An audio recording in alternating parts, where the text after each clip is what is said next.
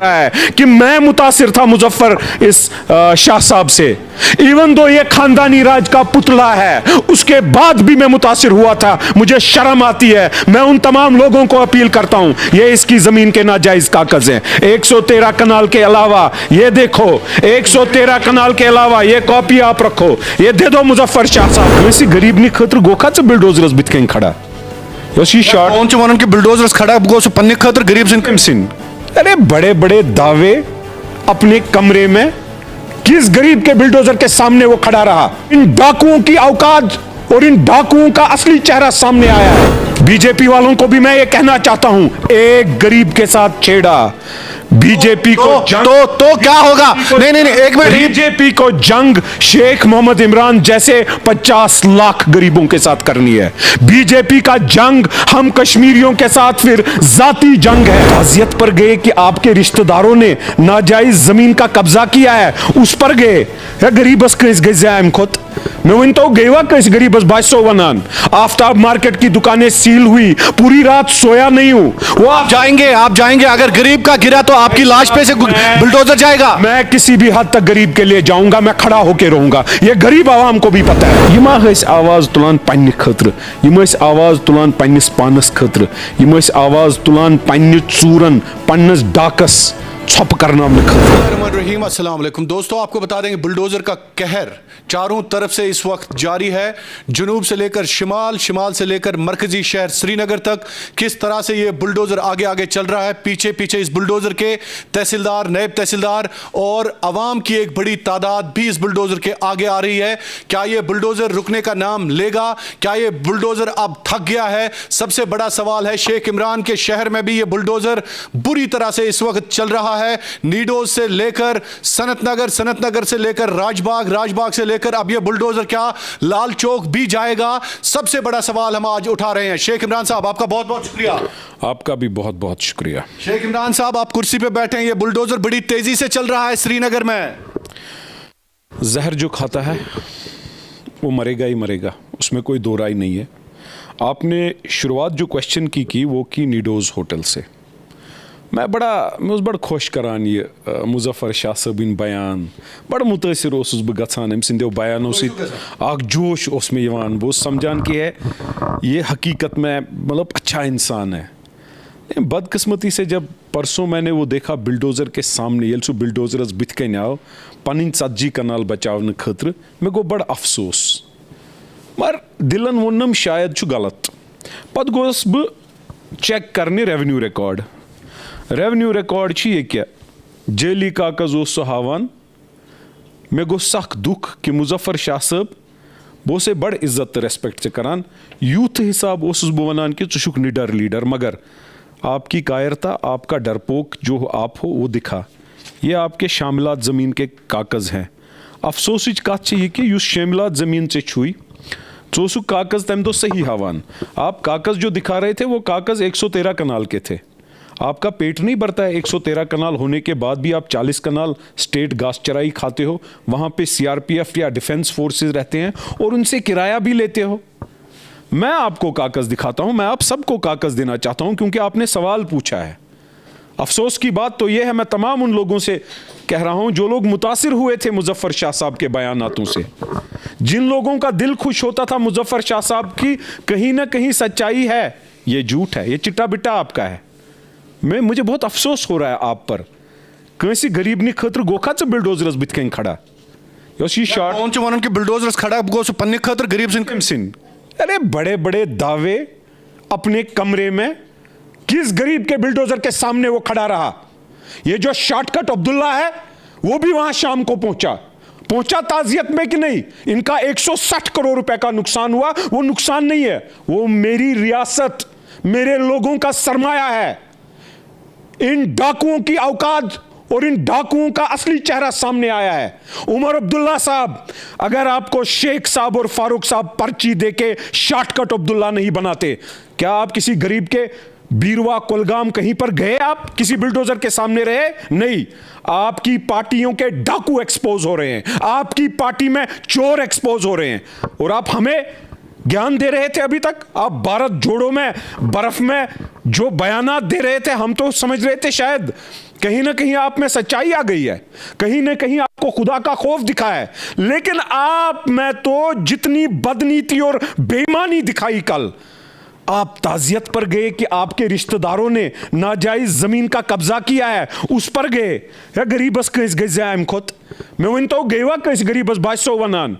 Aftab market की दुकानें seal हुई, पूरी रात सोया नहीं हूं।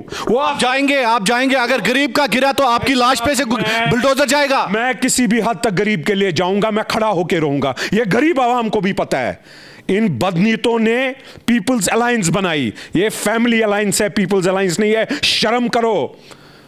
बीजेपी वालों को भी मैं ये कहना चाहता हूं, एक गरीब के साथ छेड़ा बीजेपी को तो क्या होगा? नहीं, एक मिनट गरीब बीजेपी को जंग शेख मोहम्मद इमरान जैसे 50 लाख गरीबों के साथ करनी है।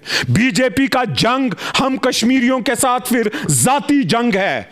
बीजेपी वालों, आप भी सुन लो, गरीब आवाम को अगर हाथ लगाया गवर्नर इंतजामिया, आप भी सुन लो। लेकिन इन बदनीयतों पर शर्म आती है। इन बदनीयतों पर मैं कहता हूं कि क्या कहर हमको अल्लाह ताला ने किया था। इन शॉर्टकट लोगों को इक्तदार दिया, इन बदनीयतों को इक्तदार दिया। इन पर जितना गुस्सा मुझे अपने आप पर आ रहा है कि मैं मुतासिर था मुजफ्फर इस शाह साहब से, इवन दो ये खानदानी राज का पुतला है, उसके बाद भी मैं मुतासिर हुआ था। मुझे शर्म आती है। मैं उन तमाम लोगों को अपील करता हूं, ये इसकी जमीन के नाजायज कागज हैं। 113 कनाल के अलावा ये देखो, 113 कनाल के अलावा ये कॉपी आप रखो, ये दे दो मुजफ्फर शाह साहब को। अगर कोई डाउट है, मैं उसके लिए भी खड़ा होगा, मैं रोड पर आऊंगा। मुजफ्फर शाह का हक क्यों खाया? लेकिन ये कागज बोल रहे हैं वो नाजायज जमीन है।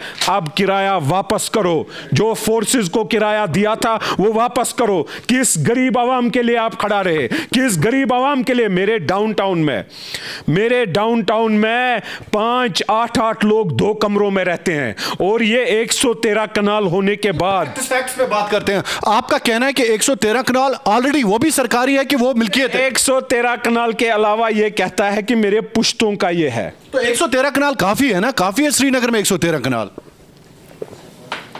कहता है कि 113 कनाल नहीं, 140 कनाल भी पुश्तानी है। क्या पुश्तानी डाकू है? अपने पुश्तों के लिए तौबा करो अगर उन्होंने ये डाका हमारे सरमाए को डाला है। मैं इतना कहना चाहता हूं लोगों से, अवामों से, अपनी अवाम से, इन डाकुओं को आप देखो। एक तरफ चारलू साहब, एडवोकेट हाजी अली मोहम्मद चारलू एक्सपोज हो गया। उसने 13 कनाल खांडे कॉलोनी में खरीदे हैं। उन 13 कनाल का पैसा कहां से आया, हिसाब लेके रहूंगा। आपने तो अभी घास चराई देखी है, अभी तो आप देखो आगे आगे होता क्या है। उसके अलावा भिमना ट्रस्ट बनाया है इन्होंने, जिस ट्रस्ट का रीट्वीट लाइक नेशनल कॉन्फ्रेंस करता है, और ये नेशनल कॉन्फ्रेंस का करता है। मुझे एक बात बताओ, ट्रस्ट की 9 करोड़ रुपए की जमीन अली मोहम्मद चारलू की ले गए है। मैं वन तो खुदाया कथ योस द्रामुत बह बनावक इदार युस इदार लुकन मदद कर है। चे बुनियादी गलत छे, चे बुनियादी नाजायज थवत, चे बुनियाद सी पे कोर्मुत जमीनस कब्ज। आप नाजायज जमीन का कब्जा पर ट्रस्ट बनाने निकले हो। और लोग अगर एक मलरा अपनी छत के लिए ढूंढे, 2 मलरे, आप पता है क्या कह रहे हैं वो? वंचू वनान है गवर्नर इंतजामिया छु गलत। यम ना आवाज तुलान लुकन खतर क्या, यम आवाज तुलान पन्ने खतर, यम आवाज तुलान पन्निस पानस खतर, यम आवाज तुलान पन्ने चूरन, पन्नस डाकस छप करना खतर। इससे ज्यादा मुझे न इस पे बोलना है। मैं बोलूंगा और तमाम सबूतों के साथ बोलूंगा। शेख इमरान साहब, आगे बढ़ते हैं थोड़ा सा आपके डाउनटाउन के हवाले से, या बाकी जो शहर है वहाँ पे गरीब आबादी भी है। आफ्ताब मार्केट के हवाले से बात हो रही है, तो आपको लग रहा है कि रोजगार पे हमला नहीं होना चाहिए?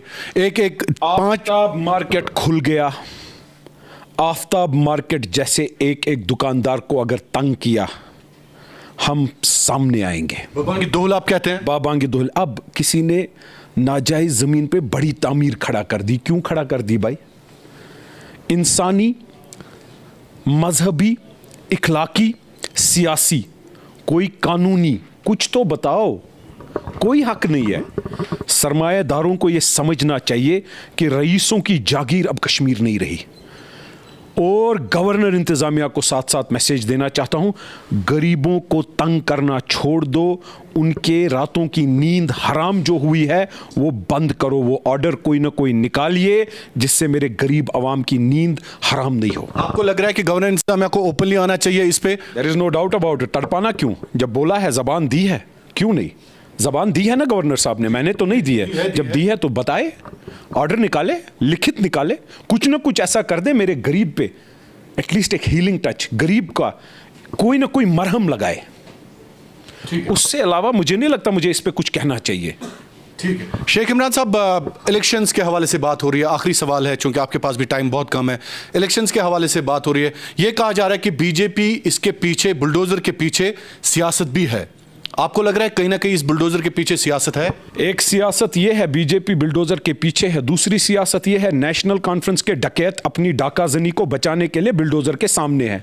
तो दोनों पार्टियां सियासत खेल रही हैं, हमें क्या? अच्छा, आपको लग रहा है एक पीछे कश्मीरी, पीछे एक आगे, एक आगे एक पीछे, किसके लिए? अपने लिए। हमारा लोगों के साथ वास्ता है, हमारा लोगों के साथ वास्ता रहेगा, हम अपने लोगों के लिए खड़े हैं। और उन डेली वेजर्स को मैसेज देना चाहता हूं जो नवाई सुबह में दिहाड़ी पे इनके लिए बोलते हैं बुलडोजर सामने रखने के लिए। मैं आप लोगों को वार्न कर रहा हूं, डेली वेजर, मैं वार्न कर रहा हूं, दिहाड़ी पे कौम को गुमराह करना बंद करो।